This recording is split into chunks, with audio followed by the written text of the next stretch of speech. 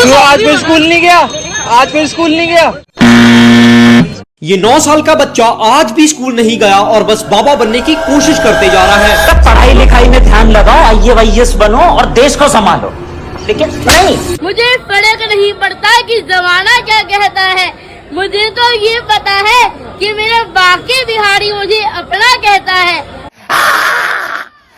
अब यहाँ से इसकी लाइफ में 2 काम हो गए, या तो सर्टिफाइड बाबा बनेगा या ये मरेगा। देश में धर्म के नाम पे बिजनेस किया जा रहा है। देश में आखिर ये सब क्या हो रहा है?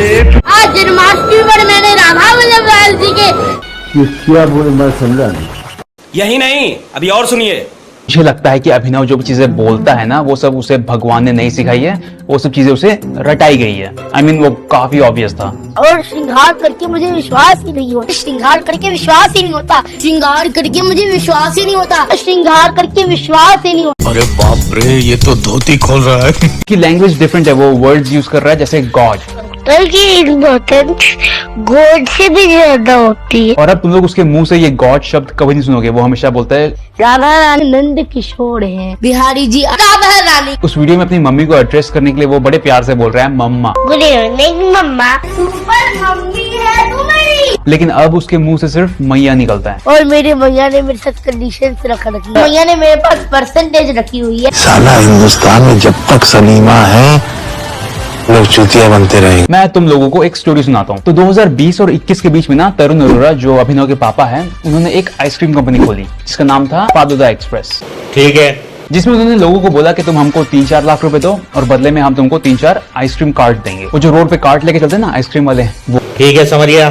तो ये था उनका बिजनेस, जिसको प्रमोट करने के लिए उन्होंने कुछ एड्स बनवाए। एंड यस, उस एड में उनका मेन हीरो कौन था?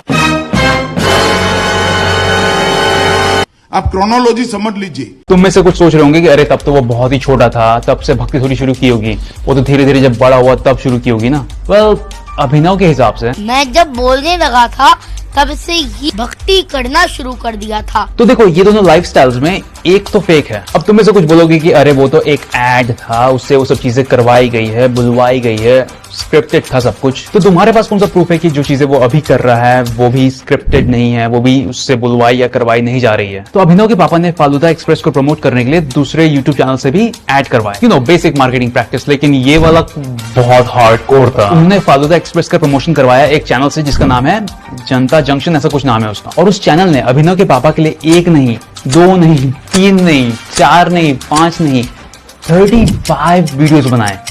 35। ये सारे वीडियोस अभी भी उनके चैनल पे है, by the way. It's crazy crazy crazy stuff bro, crazy crazy stuff. और उन्हीं 35 वीडियोस में से एक वीडियो में ना, वो जनता जंक्शन का जो होस्ट है ना, वो फालूदा एक्सप्रेस के जो कस्टमर्स है उनसे उनका जेन्युइन रिव्यू लेने जाता है।